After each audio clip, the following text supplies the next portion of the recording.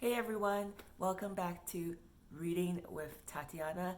Today I'm in a different background again because I'm cat sitting, so you might get a random cat if you're lucky. And today I'm doing my book review on The Startup Wife by Tahmima Anam, and I gave this book a 3 out of 5. I have a new segment that I introduced in my last book review that I want to add to my reviews called Booktuber Shallow. The community has been very welcoming. I always find good reads to add to my list from other booktubers, so I thought I would add this to my review. So the booktuber I want to shout out today is Emily Jean Blatt, who I will link down below. I really enjoy her booktube because in addition to the usual reviews and the usual hauls and the usual to-be reads, she also does things where she will pick books and you would have to guess what the book is based on the cover, which I think is really fun. She also does book quizzes, and it's kind of cool because she does different types of videos, even stuff like dollar store hauls, because dollar stores do sell books and you never know what you may find at them.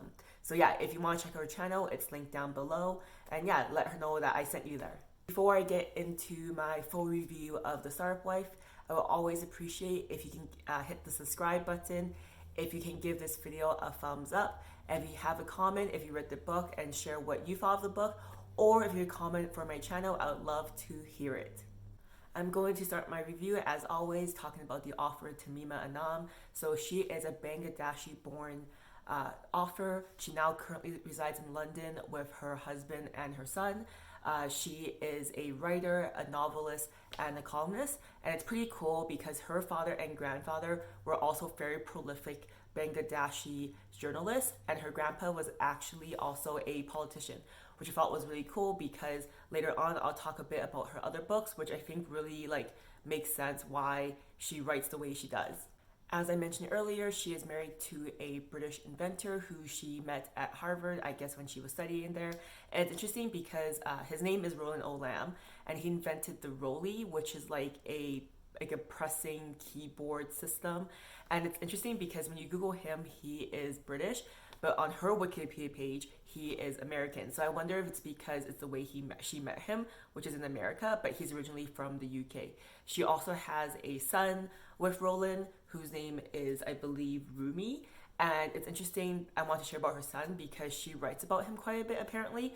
And he was born premature and he refused to eat for 5 years. So I'm kind of curious to why he didn't want to eat for 5 years and what was that experience for her as a mother. Tahmima's first novel is called The Golden Age, which debuted in 2007, and it won the Commonwealth Writers' Prize for first book. So the book covers a family's story through the Bangladesh War of Independence, and it's pretty interesting because this book was inspired by both her parents, who were freedom fighters themselves during the Bangladesh War. Her second novel, which follows shortly after, which I'm definitely adding to my to be read, is The Good Muslim, which follows the story of a family and their intimate experience of the rise of Islamic radicalization in Bangladesh. So I thought these books were very interesting because it's very different from The Startup Wife, which I would say is a more modern rom-com story of a Bangladesh immigrant, but not so much touching on these topics of war and independence and freedom. I just want to do a shout out to another writer, as when I researched Tahmima's first two books, The Good Muslim and The Golden Age, it really reminded me of an author called Hala Aylan, who wrote The Salt Houses and Arson City, where she talks about her family's experience in the Palestinian region, and the stories are told through that lens. And even though it's not factual and it's obviously historical fiction, there obviously is some truth because it's based on these authors' lived experiences with their family. So I want to give a shout out to Hala, and I'm also really excited to read Tahmima's other two books because of that kind of mix between fiction and non-fiction and personal stories. Now I'm going to talk a bit about The Startup Wife and the premise of the book. And as I said earlier when I mentioned her other two books, this book is very different because I feel it's more modern, it's set in America, and it's a bit of romance into it. So basically we meet our main character Asha, who is a child of an immigrant parent from Bangladesh, and she has a huge crush in high school on this guy called Cyrus. And he's kind of mysterious, doesn't really go with the flow and that kind of stuff in terms of fitting into a stereotype in high school.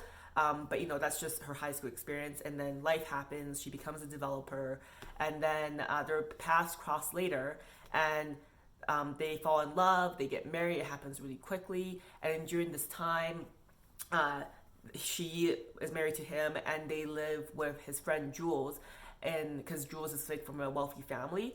And during this time, Asha and Jules think of having this idea of creating a new type of social media platform where instead of tying people together based on like shared like likes and sharing lifestyle stuff, it's about having a shared ritual, a shared religion.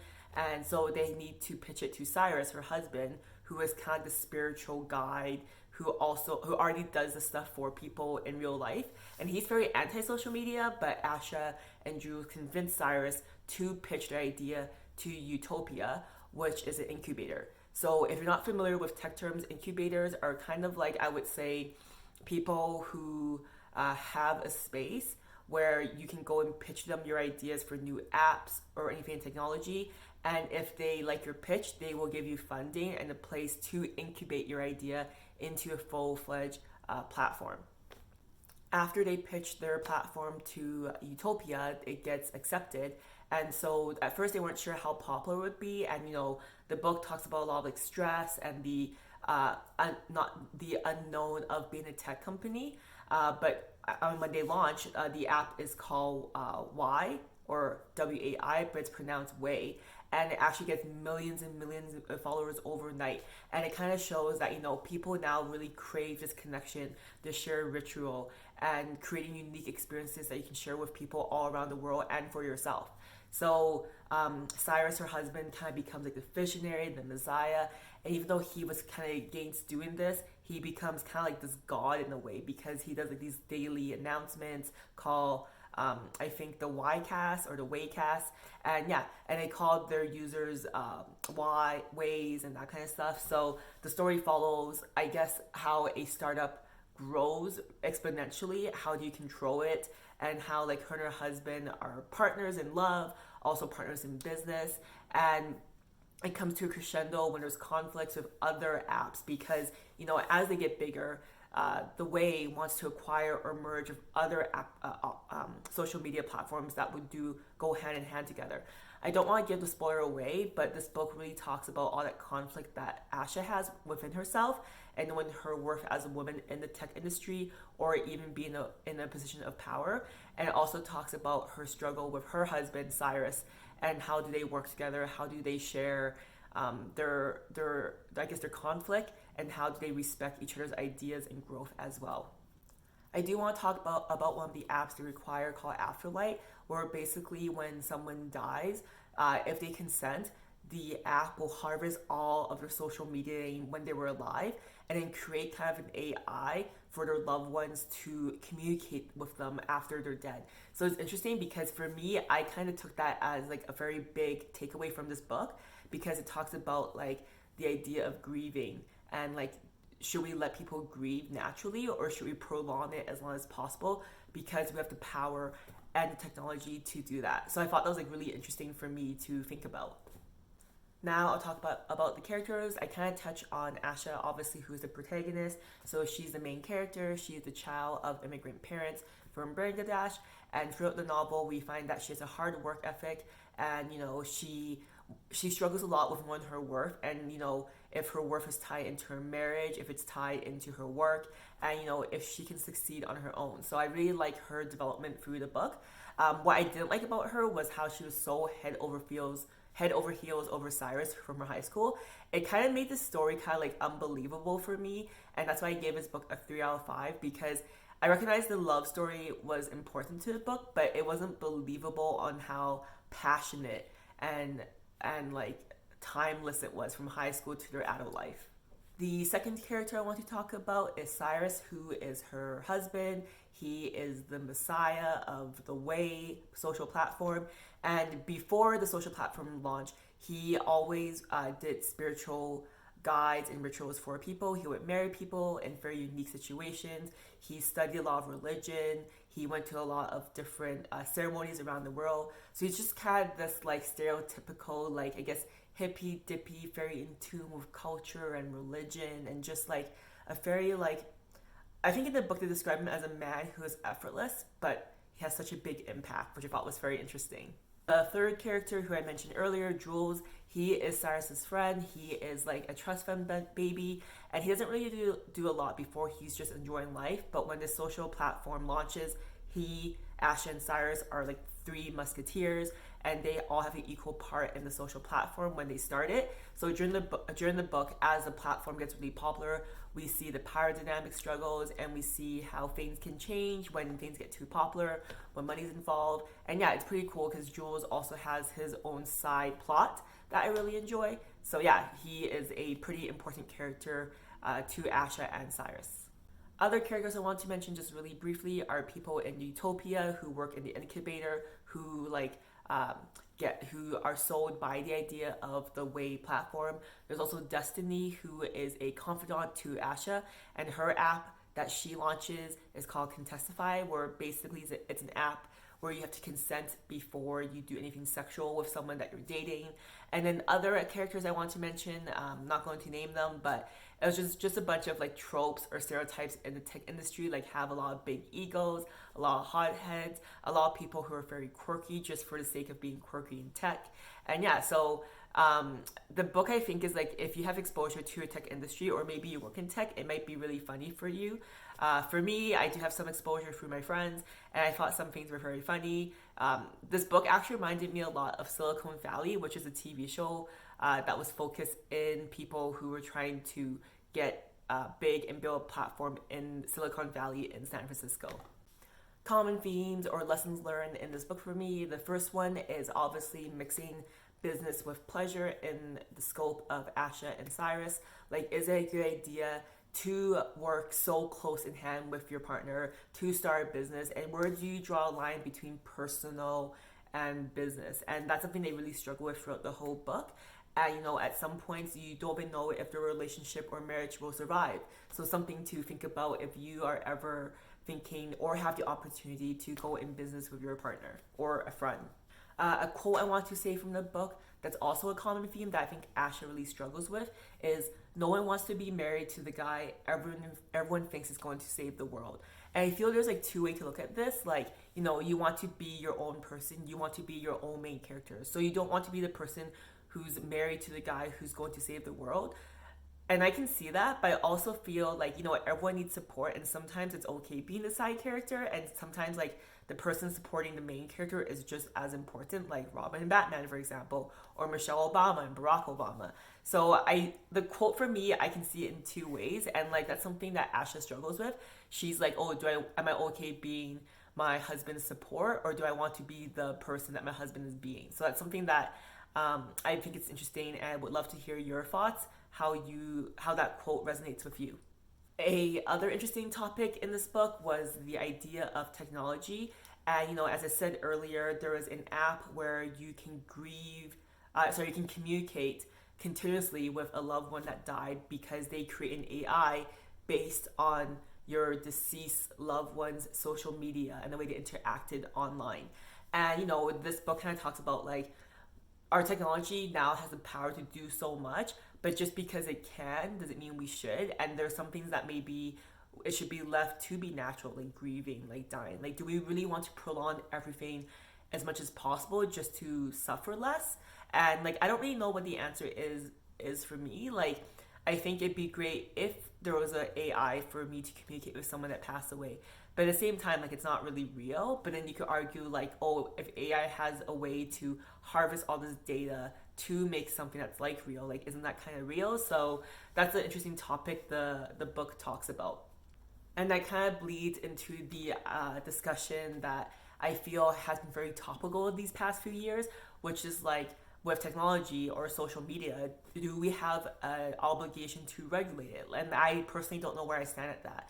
Because, if you don't regulate it, yeah, there could be disinformation and misinformation, but disinformation and misinformation is so subjective, like, to who wants to say what narrative. And like, there is some beauty in having no regulation, because the internet should be like a free place where you can get any information you want. And it's really on the individual to know how to filter out that information. But at the same time, not everyone is capable to do that. So yeah, I don't know how I feel about the idea of regulating or unregulating the internet. I'm really curious what you think as a user of the internet. Do you think we should regulate it? Should we not regulate it? Is it really on the individual or the parent of the child to regulate that internet? Like, I don't know the answer. It's not black and white to me.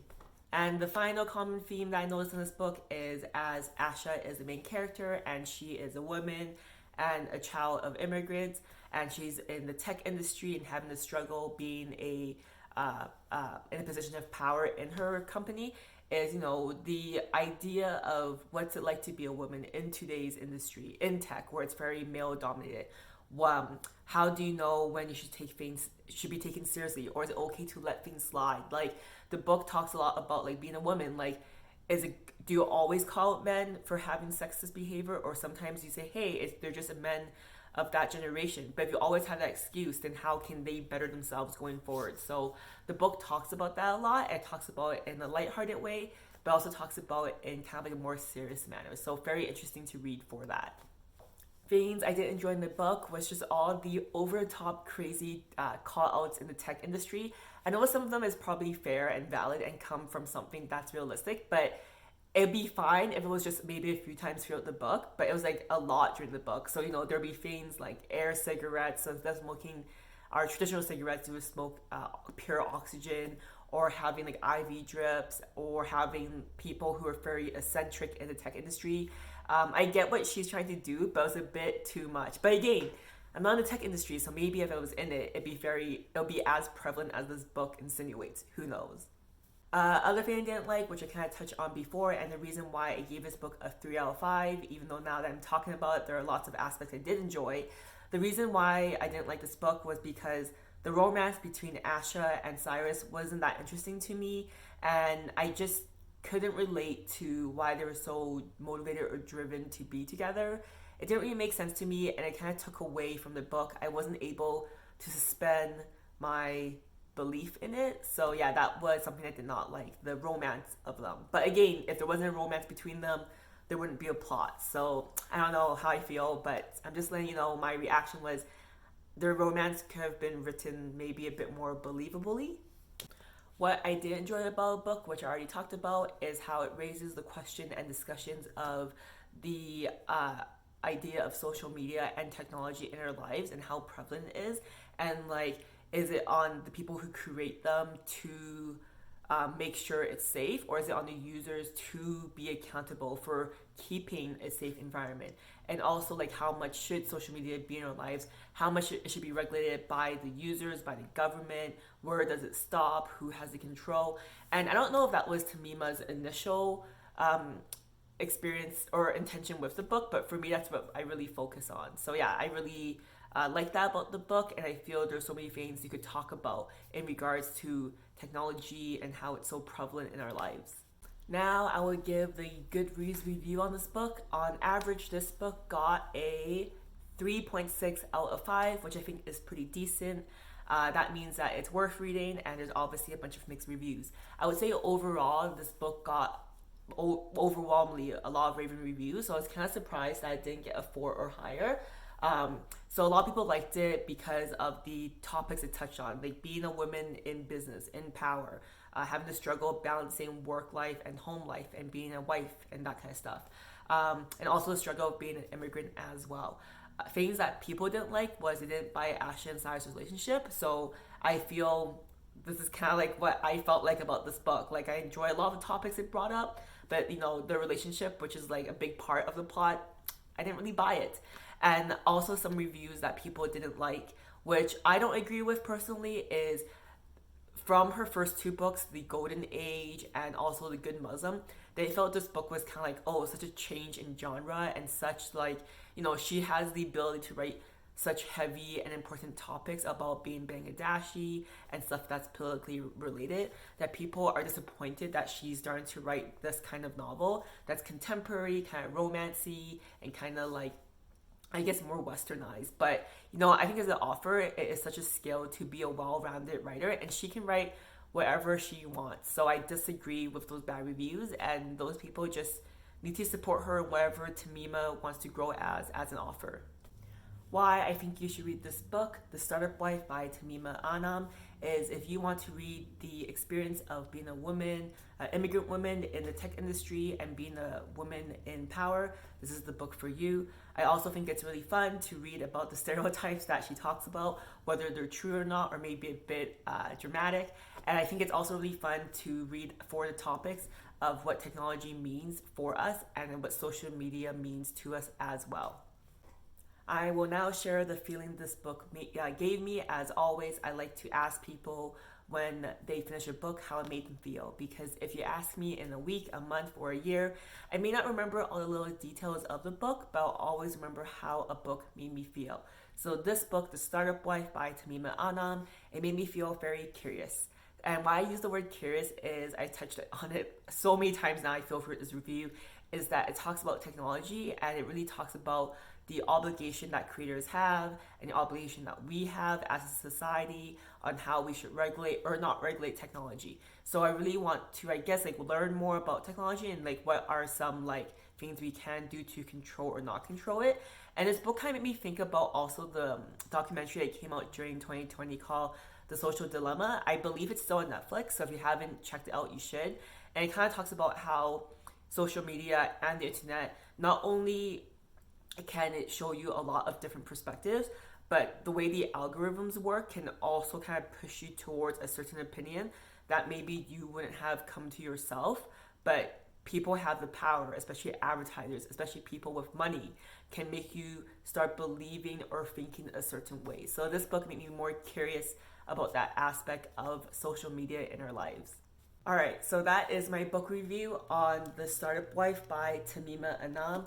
I gave this book a 3 out of 5, but after filming this book review, I think it may be changing towards a 4 out of 5, just because I felt it had really good discussion topics for me internally about the book. I just gave it a 3 out of 5 initially because I really didn't enjoy the protagonist's plot line at all. But in terms of after the book and thinking about it, I definitely give it more of a 4 out of 5. And if you want to join me for my next book, it is The Paris Library by Skeslien Charles. And this book I started last night. It's pretty good so far. And it's a historical fiction. I don't want to give too much away, but it kind of talks about the American library in Paris during World War II and the importance of it during the war for people to share messages. I heard really good reviews about it, so if you want to join, feel free. Alright, bye guys.